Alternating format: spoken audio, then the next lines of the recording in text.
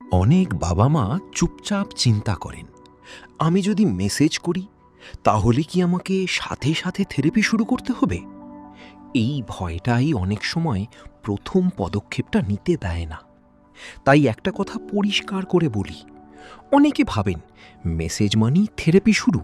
না, প্রথম step therapy না।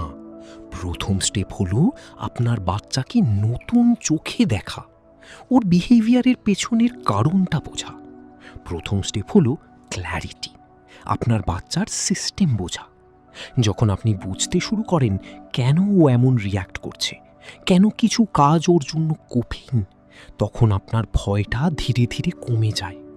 কারণ তখন আপনি জানেন আপনার সামনে অপশানস আছে। বোঝার পরে সিদ্ধান্ত আপনার, চাপ নেই। আপনার পরিবার, আপনার গতি, আপনার সিদ্ধান্ত। আপনি যদি শুধু পরিষ্কারভাবে বুঝতে